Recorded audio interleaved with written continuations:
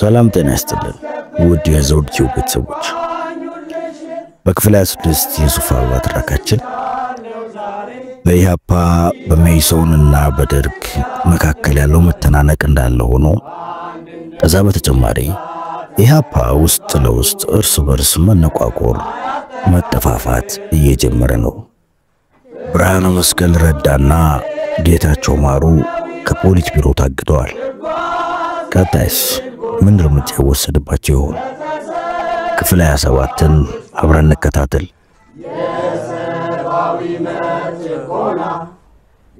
የሱፍ አበባ በሀብታሙ አለባቸው።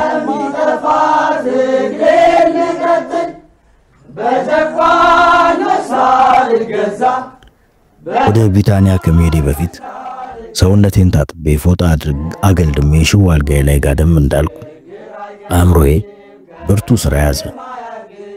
ያለፉትን 2 ወራት ክራሞታችንን መበርበር ጀመርኩ።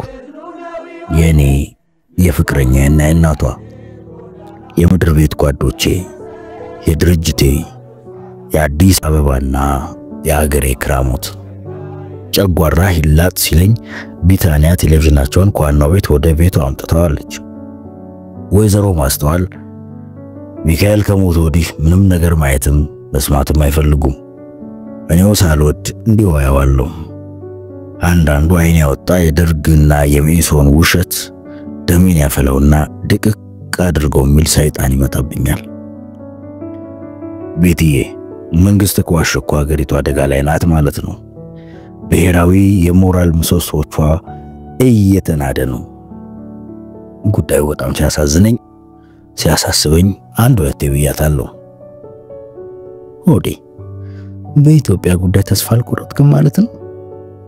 ከሆነ በጣም ጠንካራ ነህ ተመልስልኛለች። ሙቀት እየተሰማኝ ሲሄድ ወደ ጀመርኩት ሐሳብ ተመለስኩ። በገበያ መወደድ ምክንያት ለዛውን ያጣው የገና በዓል ካለፈ 3ኛ ሳምንቱን ይዟል። እነ ቢታንያ ቤት ግን አውደ ዓመቱ የቀድሞ ወጉን ይዞ ነው የተከበረው። ትዝታው አሁንም ድረስ አለ። እኔ ሸዋዬና ኢሳያስ 12 ሰዓት ገብተን ከምሽቱ 6 ሰዓት ነበር የተለያየ ነው። የወይዘሮ ማስተዋል ግብዣ ልግስና የበዛበት ነበር። ሙሴ ባልዲም አብሮን ነበር ያመሸው። የቀበሌያችን አብዮት ጥበቃ ኮሚቴ ጸሐፊ ሆኖ መሾም ነግሮናል። ባህሪው ከድሮ ትንሽ ለወጥ ብሎ ኮስታራ ለመሆን እየሞከረ ነው። የማስተዋልን የከረመ ድፍድፍ ጠላ ሲጠጣ ግን አልዘለቀበትም። የድሮ ሙሴ ባልዲ ወዲያው ከች አለ። የቅርብ ጊዜ ማህበራዊ ገጠመኞቹን እያነሳ በሳቅ ልባችንን ፍርስ ሲያደርገው አመሸ። ማዘር ማስተዋል ሚስት አግባ ብለው የመከሩኝ ሰሞን ልቤ ተሳስቶ ነበር ብሎ ጀመረልን። ትንሽ ምግብ ምናምን ሳሻሽል ጊዜ ደግሞ ሴት አምጣምጣለኝ። በኋላ ማን ላግባ እያልኩ ሲጨነቅ ማደር ጀመርኩ። ካገባው አይቀር ደግሞ በገንዘብም በኑሮም የምታግዘኝ እንድትሆን ፈልጋለሁ። ወገቤን ታጥቄ ፍለጋ ወጣው። እነዚህኛ ቀበሌ ነው ወይስ ገጠር ሄደ? ቢታንያ ጣልቃ ገብታ ስትጠይቀው ቤት ውስጥ ሳቁ ፈነዳ። እሱ ራሱ ሳይቀር የምሩን ሳቀ። ቤትዬ አንዳንዴ ጥንቁልና ትሞክሪያለሽ ይሆን ለማለት ያክል ጠይቋት ወደ ወዲው ተመለሰ። እናላችሁ ይሄን ቤትዬ ያለችው ደርሳል ብዬ ፈርቼ ራቅ ብዬ ሄድኩ። አንድ የፈረንጅ ከብት የሚያረቡ ትልቅ ሰው ያሉ አብራቸው የምትኖር የዘመድ ልጅ እንዳለች ድሮ ኪሳው ላቂ ያለው አውቃለሁ። ትንሽ ልጅ ነበረች። ሁል ጊዜ ጧት 1 ሰዓት ላይ የወተት ዕቃ ታክሲ ላይ ጭና ወደ ቤት ስትሄድ አያታለሁ። ከዚያ ማዘር በጥሩ ጊዜ ያለበሱኝ ጂንስ አለ አይደል? በቃ እሱን ለብሼ ዝነጥ ብዬ ጠበቅኳት። ወተቱን አድርሳ ስትመለስ ነው ወይስ ገና ሳትመጣ? ሸዋዬ እየሳቀች ጠየቀችው። ገና ሳትመጣ ሙሴ ባልዲ ቀጠለ። ጠብቂያ ስትመጣ አብረር ብዬ እጄ አነጋገርኳት። መጀመሪያ አፍራኝ ዝም ብላ ሄደች። ስትመለስ እንደገና ያስኳት። ትንሽ ተስፋየው ሳምንት ሙሉ ተመላልሼ ትክትክ አደረኳት። በስተመጨረሻ ለትዳር መሆኑን ስነግራት በደንብ አናገረች። አንድ ሳምንት ምናምን አሳልፈን ሽማግሌ ላካለች። የቀበሌው ሊቀመንበር አስር አለቃ ረታንና ሁለት ሰዎችን ለመንኳቸው። እሺ ብለውኝ የዛሬ ወር አካባቢ ሄዱልኝ። አይ ጉዳችን ምን ብለው መልሷቸው ይሆን አሉ ወይዘሮ ማስተዋል። ለነግሮት አይደል ማዘር። ሙሴ ሳቁ ያፈነው ቀጠለ። ሰውየው አሁንማ ጥርፍ ያረጋችሁብኝ፣ ቢያንስ 2 ሳምንት ስጡኝ፣ ከሷ ከልጅቷ ጋር ከወላጆቿም ከባለቤቴም ጋር መምከር አለብኝ ሲሏቸው 2 ሳምንት ሰጧቸው። በመሃል ለካ ሙሴ ሰለሞን የሚባል ሰው ታውቃላችሁ እያሉ ሲያጠያይቁ ከርመዋል። ብለው ሙሴ ሰለሞን ሙሴ ባልዲ መሆኑን ደረሱበት። ማዘርዬ ምን አለ ልጄን ዝም ብሎ አልሰጥም ቢሉ። ይሄ እኮ ትልቅ ሰው። እሳቸው ምን አሉ? ቆዩ መጀመሪያ ከብቶቼንና የወተት ባልዲዎቼን ልሽጥና ከዚያ በኋላ አነጋግሩኝ አይሉም መሰሎት? ካ በቃ ሁላችንም ሳቅን። ሙሴ ባልዲ ከዚያ ወዲህ እንዲሁ አንድ ሁለቴ መጥቶ አዝናንቶን ሄደ። እግረ መንገዱንም በየዋህነት መረጃ ጣል ያደርግልናል። ባለፈው ዳር ላይ የተካሄደውን የጦር መሳሪያ አሰሳ ጉዳይ አነሳልን። ኮሎኔል መንግስቱ በሂደቱና በውጤቱ አልተደሰቱበትም። ብረት ላይ ብቻ ያተኮረ አሰሳ ስለሆነ በቂ ውጤት አላገኘንም ማለታቸውን ነገርን። ሌላ በሰውም ጭምር ላይ ያተኮረ ጥልቅ አሰሳ ለማድረግ አቅደው እንደገና ኮሚቴ ተቋቁሞ ጥናት እየተሰራ መሆኑን አጫወተን። ታንቃቅ በሊያፓ በስጋት እርስ በርሳችን ተያየን። በማግስቱ እኛን ጨምሮ 4 ከፍተኛዎች ህዝባዊ ሰልፎች ተካሄዱ። አስታጥቁን አታስፈጁን ደምቆ የሚሰማ መፈክር ሆኖ መዋሉን ታዘብን። ከሁለት ቀናት በኋላ ታደሰ ክፍሉና ዘርኡ ክሽን ከሻምበል ሞገስ ወልደ ሚካኤል ጋር መጥተው ነበር። ኢሳያስና እኔ በእኛ ቀበሌ አስተዋልነውን ትርኢት ነገርናቸው። በጥሞና ሲያዳምጡን ቆይተው የተሰማቸውን አንድ በአንድ ነገሩን። ሻምበል ሞገስ ቀደሙ። ኮሎኔል መንግስቱ የበጀት ሰራዊት የማንቀሳቀስ የመሳሰሉ ስልጣኖች አሁን የሉትም። አብዛኛው ከርሱ ተቆርሶ ለጀነራል ተፈሪ ተሰጥቷል። ይሄን ያደረግነው ባለፈው ወር እርሱ ራሱ ጭምር ባጸደቀው አዋጅ ነው። እግርና እጁን ቀፍድደን ቁጭ አድርገናል። ይሄን ማድረግ አይችልም። ይሄን ያደረገ ያለው መይሶን ነው። አሁን በደረሰበት ጥቃት መደበቂያ ዋሻ አጥቷል። ጅምላ ጭፍጨፋ ለማድረግ አቅዶ እንደነበር ሰምተናል። ፖሊስና መከላከያ ጣታቸውን እንዳያስገቡ ታዘዋል ብለው አስረዱን። ኢሳያስና እኔ የሻምበሉ አነጋገር ትንሽም ጠባላለልን። እርስ በርስ ታይተን መናገር ወደ ጀመረው ወደ ክፍሉ ታደሰ ዞርን። ሻምበል ያ ትክክል እንደሆነ ያየነው ነው። ሁኔታው በዚሁ ከቀጠለ ግን ኮሎኔል መንግስቱ ተስፋ አስቆርጦ ሌላ ተንኮል እንዲያውጠነጥኑ አይገፋፋቸውም ብለህ ታስባለህ? ክፍሉ በኢሳያስና በእኔ ልቦች ውስጥ የነበረውን ጥያቄ ነው ደረቱ ላይ የመታው። መልሱ አጓጊ ነው። ፊታችንን ወደ ሻምበሉ ስንመልስ ዘሩ ቀድሞ የራሱን መልስ ሰጠ። ተንኮል ማሰቡ ማየት ይቀራል። ነገር ግን በአሰራርና በህግ ከተያዘ በጣም ከብዷል። በአጭር ጊዜ ሊሰራው የሚችለው ነገር የለም። በመሃል እኛም ተንፈሻ ጊዜ እንሰጠው አይገባም። ዘሩን በጥርሴ በነክሰው ወደድኩ። አነጋገሩ በራስ ከመተማመን ይልቅ ተራ ጀብደኝነት ሆኖ ተሰማኝ።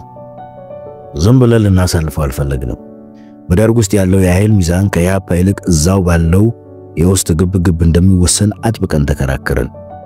እንደውለው መተማመን እንደሚያስቸግረን ተግባብተን ተለያየን። የሱፍ አበባ ካፈርኩ አይመልሰኝ አቋሟን ገፋችበት። የፖሊት ቢሮ እንቅልፍ እንክብል እንደዋጠ ሰው እልም ባለ ሰመመን የገባባቸው ወራት እያለፉ ነው። እዳው ለኛ ሁሉ መትረፉ አልቀረም። የደርግና መኢሶን ጥምረት በመከላከል ጥረቱ እንደተወሰነ ነው።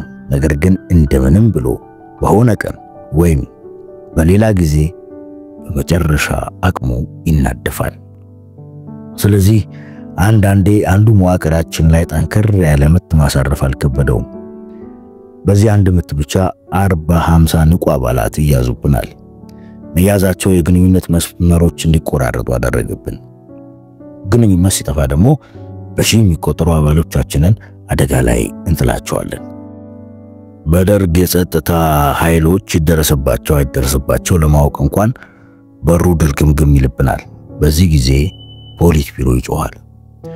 ጓድ ኢሳያስ፣ ጓድ አላምረውንና ጓድ ሸዋዬን ይዘህ አሁን እንድትመጣ። የዘሩ ስልክ እረፍት ነስቶን ከረመ። ሁላችንም የማዕከላዊ ኮሚቴ አባላትና ተለዋጮች በሥራ መተንፈሻ አጣን። የተቆረጡ መስመሮችን በአዲስ መልክ እንቀጥላለን። የተነቃባቸውን አባላት ወደ አዲስ አበባ የቅርብ ገጠሮች አድርሰን እንመልሳለን። ቀኑን ሙሉ ከአቅም በላይ ሲሆን ቢታንያም ገባችበት። ገራዥ ውስጥ ከቆሙና በቀላሉ ልንጠግናቸው ከቻልናቸው መኪናዎች ስራ ይፈታ የለም። ጥገናው ከተጀመረው የሜሶኖች ሽፍን ኒሳን በስተቀር ሁሉንም አንቀሳቀስን። ቢታንያ አድራሻቸው የጠፋውን የፈረንጆቹን ፊያት 127 መኪና ይዛ ሰነበተች። በመከራ ለምኛት ብዙም አስጊ ያልሆነውን የዱከም መውጫ መንገድ ያዘችልኝ። ገና በዚህ ሳምንት አረፋልን። ሰሙዬ በጣም አደንቃለሁ፣ እወድሃለሁ፣ አከብርሃለሁ አለችኝ ስሜታዊ ሆና። እንዴት እናትዬ? ምን አዲስ ነገር አይተሽ ነው? በቃ ገቨርጂኒዝምና የሱፍ አበባይነት ያልከው ክርክርህ ገና አሁን ነው በደንብ የገባኝ። እኛም ድርጅቱም አደጋ ላይ ነን። ገጠር ብንገባ ኖሮ እንኳን ትልቅ ድርጅት ይዘን 10ም ሆነን እንበቃ ነበር። ማሚ ስትነግረኝ አንድ የመረሃ ቤት ሽፍታ ብቻውን ሆኖ ዱር እያደረ መንግስት እስከ 15 ዓመት ያንቀጠቅጣል። የኛ መሪዎች ጉድ ነው የሰሩ። የቀኝ እጇን ጣቶች በቁጭት አንጣጣቻቸው። በጣም ብትዘገይም እውነቱን ስለተረዳችልኝ ደስ አለኝ። ችግሩ ቀውሱ አሁን ከድጡ ወደ ማጡ የገባ ነው። የፖሊት ቢሮ በውስጣዊ አመራር ቀውስ መታመሱን ቀጥሏል። ከትናንትና ወደ አጭር የማዕከላዊ ኮሚቴ ስብሰባ አድርገን ነበር። የሁኔታ ግምገማ ጊዜው አጭር ነበር። የክፍሉን ተዘራ ሪፖርት ብቻ ያዳመጥ ነው። እስካሁን አጥቅቶ መከላከል ፖሊሲው ከተጀመረበት ጊዜ አንስቶ የሃፓና የኢላአማ ወደ 170 የደርግና ሜሶን ሰዎችን ለቀብር አብቅተዋል። ወደ 30 የግድያ ሙከራዎች ሳይሳኩ ቀርተዋል። ከዚህ ውስጥ የደርግ የደህንነት መዋቅር መሪ የሆኑት ኮሎኔል ተካትሉን ለመግደል የተደረገው ሙከራ ይገኝበታል። ሻለቃ ጌታቸው ሽበሽንም መግደል አልተቻለም። ደርግና ሜሶን በወሰዱት የመከላከል አጽፋ ከ40 በላይ አባሎቻችን ተገድለዋል። 235 አባሎቻችን በ6 ከተሞች ተይዘዋል። 160 የሚሆኑትና የተነቃባቸውን አባሎቻችንን ወደ ገጠር ማሸሽ ችለናል። ከአደጋ ግን ነፃ አይደሉም። አንዳንድ ከተሞች ላይ ተይዘው የታሰሩ አሉ። ሜሶን በፋብሪካዎች ውስጥ ማጋለጥ ዘመቻ የማካሄድ የስነ ስርዓት መመሪያ እያዘጋጀ ነው። እጅ መንጋ ተልባ እጅ ሁሉ ወይዘሮ ማስተዋል ትዛሉኝ። ንድ አርጎኝ ያናደደኝ ደግሞ በተካትሉ ላይ የታቀደው ግድያ የከሸፈው በህዝብ ትግል መሆኑ ነው። ታጣቂዎቹ የሰፈሩን ህዝብ ከበባ አድርጎ መድረሻ ሰጣቸው። ደጀኔ ቦምባ ፈንድቶ ሽፋን ባይሰጣቸው ኖሮ ሁሉም አልቆላቸው ነበር። ህዝቡ የተፋለመው ግን ለቆየ ባህሉ መከበርና ለሰላሙ ሲል ነው። የየትኛውም የኢትዮጵያ ብሔረሰብ ወግ እንፈትሽ። አድብቶ መግደል የሚጨበጨብለት ጀግንነት አለመሆኑን ደጋግሜ ተናግሬያለሁ። ለዚህ ላይ አዲስ አበባ ህዝብ በተለያዩ የፖለቲካ ፍላጎቶች የተዥጎረጎረ ህዝብ ነው። ነፍስ ያወቀ ሰው ሁሉ የኢህአፓ ደጋፊ ነው ብሎ ማሰብ ራሱ ከደርግ ድንቁርና የባሰ ድንቁርና ነው። ሰሚ አላገኙ። ዘሩና ዶክተር ተስፋዬ አሁንስ ምን እያሰቡ ይሆን? ራሴን ጠየቅኩት። ወደዱም ጠሉ ይህ ቅልብጭ ያለ ድርጅታዊ ውድቀት ነው። ነገር ግን ድርጅት ያኑን ጨፍኖ አይቶ እንዳላይ ያሳለፈው እንደ በቀደሙ ስብሰባ ያስጠላኝ ነገር የለም። ኢህአፓ በዚህ የብረት ጉጠት ታንቆ ተይዞ የማዕከላዊ ኮሚቴው ትኩረት ግን ሌላ ቦታ ነበር። ብርሃነ መስቀል ረዳና ጌታቸው ማቁ ወረቀት ተጽፎ ቀደም ብሎ በተላከላቸው ክስ ላይ ስንነዛ ምሽት ጉዳያቸው የአንጀኝነት ማስረጃ ተገኘበት። ጉዳዩን መላው የፓርቲው ኮሚቴዎች አባላት እንዲያውቁት ተወሰነ። የአንጀኝነት ክራሞታችን አፍ መፍቻ ቃል ሆነ። ከዚያ በጸጥታው ቀውስ መባባስ ተሳቦ ስብሰባው አለቀ። ብርሃነ መስቀል ገና አይኑ ሳይገልጥ ጀምሮ ጡጦ ያጠባ ባሳደገው ነብር ተነከሰ። መንፈሱ ስብርብር ብሎ ሳይው አሳዘነኝ።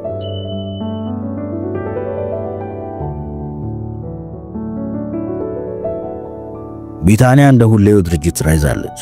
የቴሌቪዥኑን ድምፅ ዝቅ አድርጋ ከፍታው የምሽት ፕሮግራሙን ማስጀመሪያ የተለመደውን የሰሜን ተራሮችን ምስል ያሳያል። አንገቷን አቀርቅዳ ነው የምትጽፈው። አዲሱ ስራዋ ከጭንቀት የገላገለኝ ስራ ስለሆነ ከልብ ወደዋለሁ። እኔ ጋር አውሏታል። ቁጣዋን ለማብረድ የሁሌውን ዘዴ መጠቀም አለብኝ።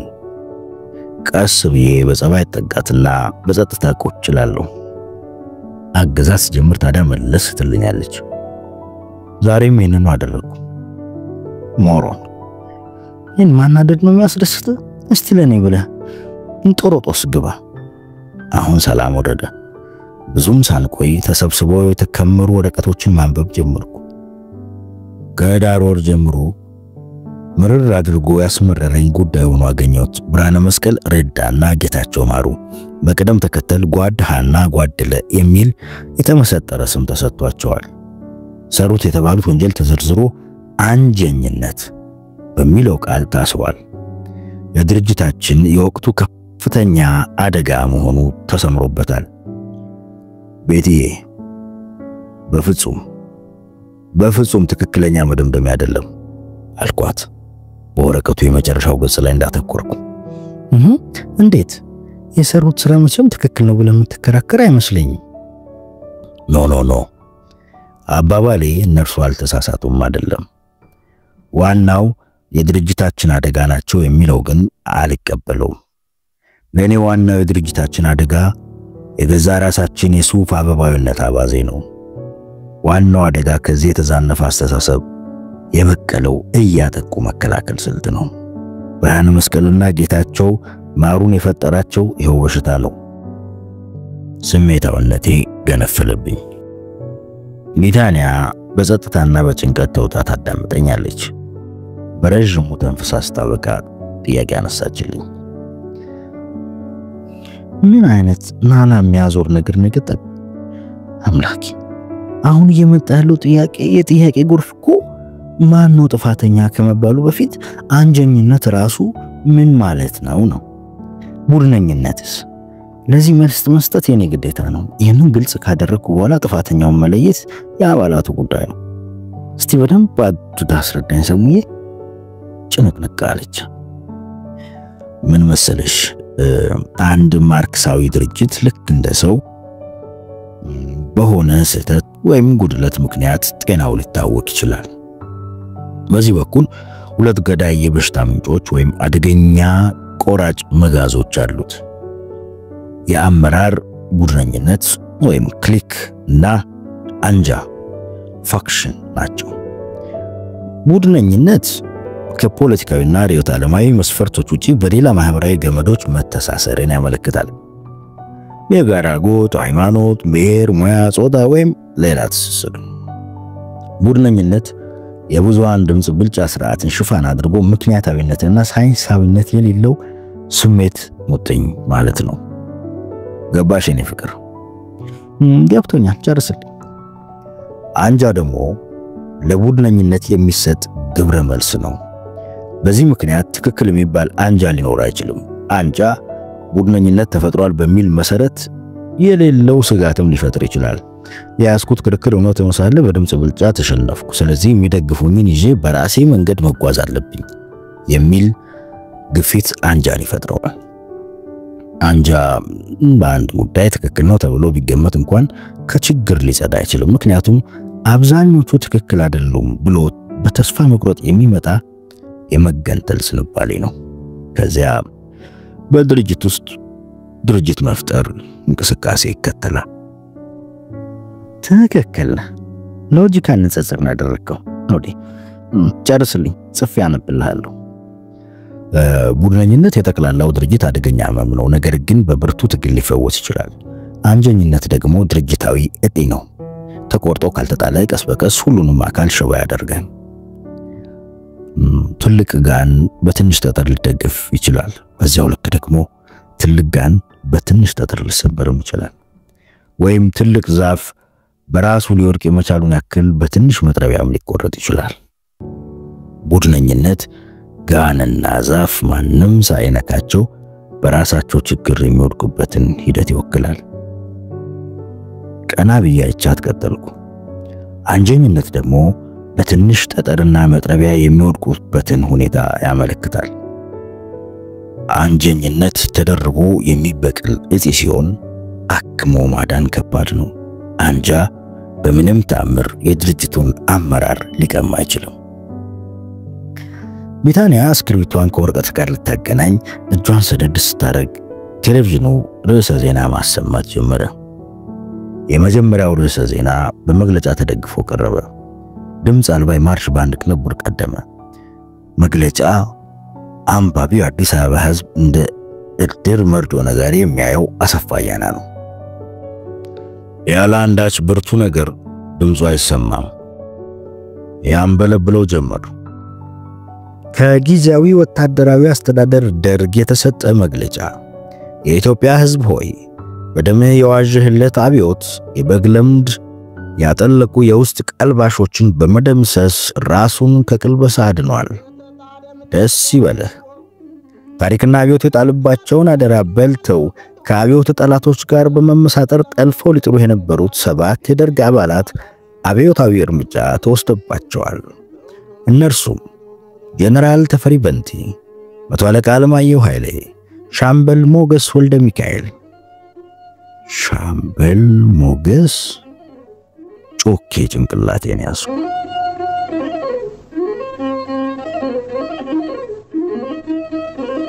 አይኖቼና ጆሮቼ ላይ የብራ መብረቅ የመሰለ ቅጽበታዊ ነጎድጓድ ቀድሞ አስተጋባ።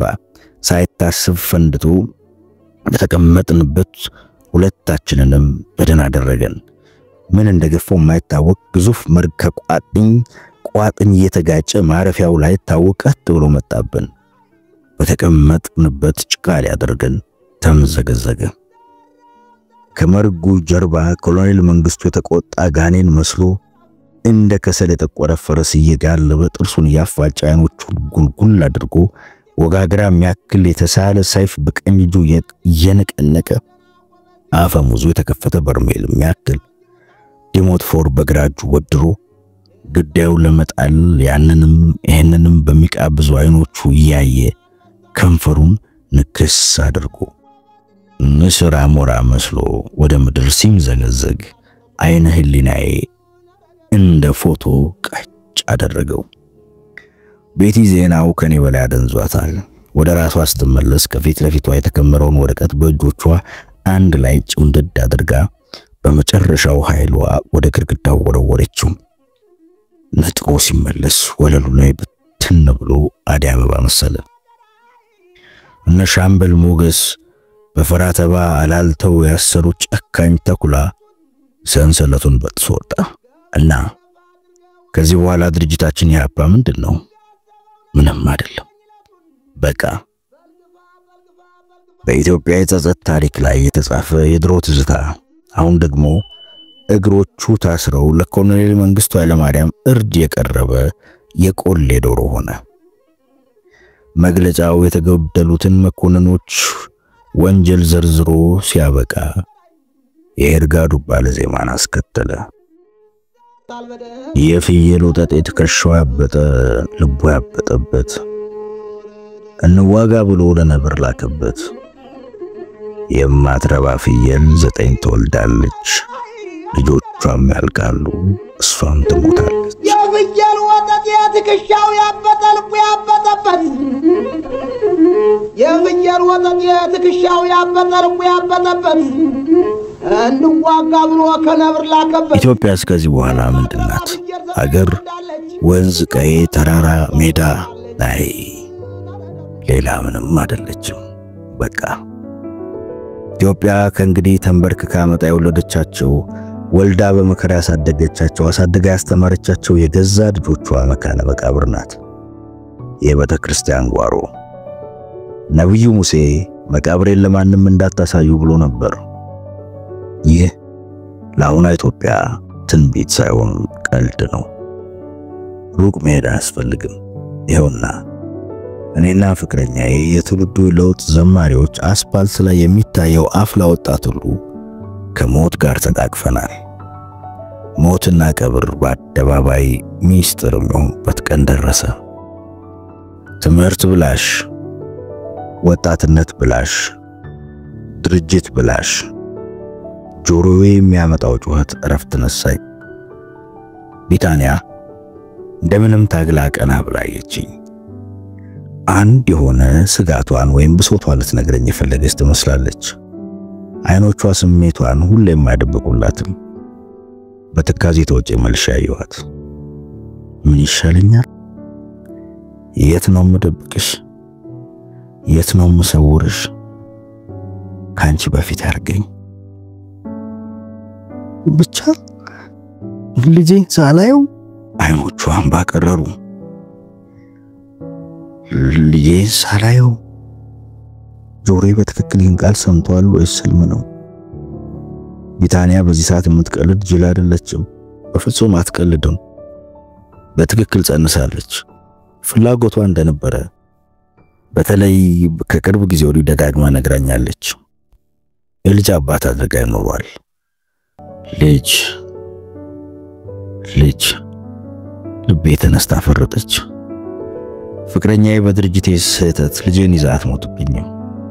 እኔ ሞቼ እሷ በልጄ ታስበኝ። ጨርሶ በማላቀው ፍጹም እንግዳ ስሜትና የውስጥ ግፊት አፈፍ አድርጌ ጥምጥም አልኩባት የልጄን እናት።